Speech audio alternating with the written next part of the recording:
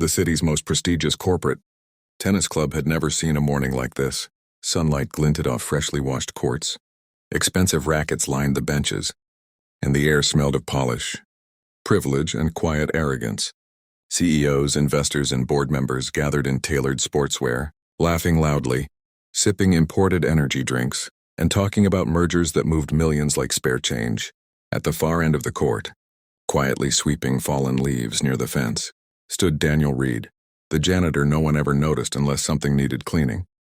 His uniform was faded, his shoes worn thin at the heels, and his eyes carried the kind of tired focus only single parents understood. Daniel wasn't supposed to be part of this world. He was just there to clean it after they were done.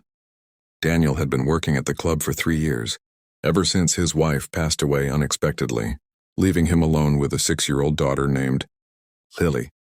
Every morning before dawn, he packed Lily's lunch, braided her hair as best he could, walked her to school, and then came here, where people spoke to him without ever looking at his face. He accepted it quietly. He had learned long ago that dignity didn't require applause. What no one here knew, what no one had ever bothered to ask, was that Daniel used to live a very different life, but those memories stayed locked behind his calm expression, buried deep beneath grief, responsibility, and silence. That morning, the club's owner and star attraction, CEO Victor Harrington, arrived late as usual.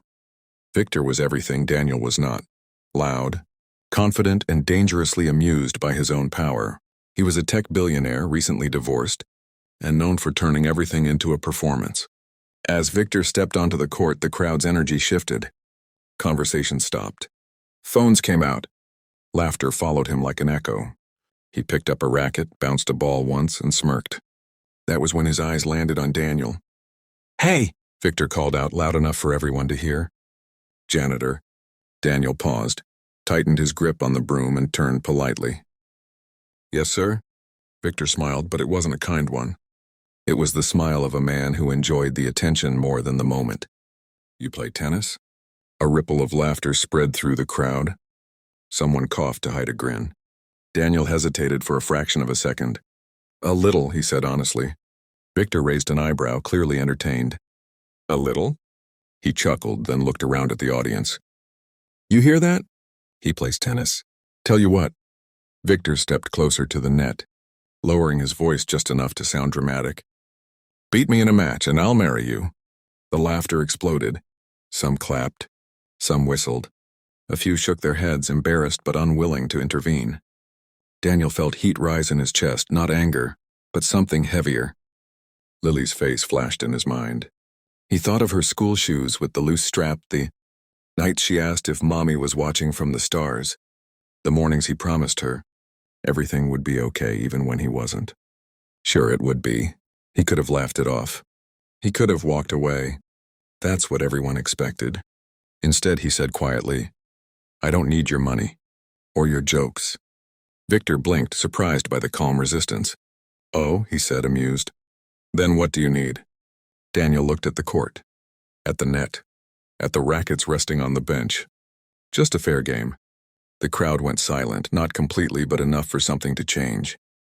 Victor stared at Daniel for a long second, then burst out laughing again. "All right, janitor," he said, tossing a spare racket toward him. "You want a fair game? Let's give the people a show." Someone whispered, "This is going to be brutal." Another muttered, "5 minutes tops." No one expected what happened next. Daniel removed his gloves slowly, placed the broom against the fence, and picked up the racket. The weight felt familiar, too familiar. His fingers adjusted instinctively. His stance shifted without thought. A few sharp-eyed spectators noticed it and leaned forward, confused.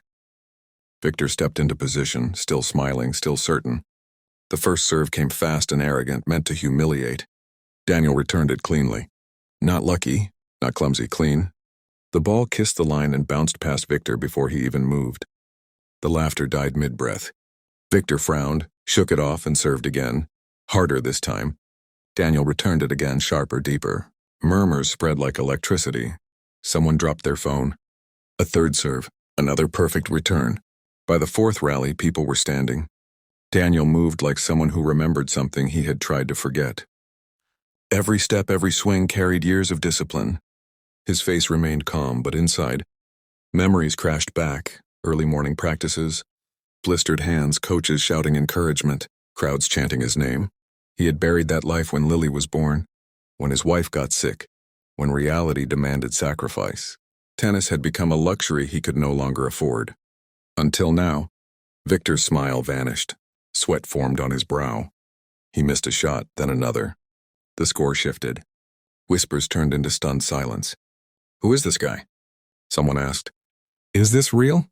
Victor tried to laugh it off, but his confidence cracked with every lost point. When Daniel scored the final point of the game, the court froze. No applause. No laughter. Just disbelief. Victor stared across the net, breathing hard, his world suddenly unsteady. Who are you?" he asked, not mocking now, demanding. Daniel lowered his racket. For the first time, he looked directly at the crowd, not with pride, but with quiet truth. "Just a father," he said. "Doing his job." A woman in the audience covered her mouth. Someone else whispered a name, an old one, almost forgotten. A former champion. A prodigy who vanished from the professional circuit. Years ago without explanation. Victor's phone buzzed in his pocket. He didn't answer it. He couldn't take his eyes off Daniel. The match was over, but something far bigger had just begun. And as the crowd stood there, frozen between shock and curiosity, one question hung in the air like a held breath. What secret had this janitor been hiding all along? If you want to find out how this single father's past collides with power, pride, and an unexpected promise, don't miss Chapter 2. And if stories like this move you, inspire you, and remind you that greatness can hide in the most unexpected places, subscribe to the channel now. Because the next chapter doesn't just change the game, it changes lives.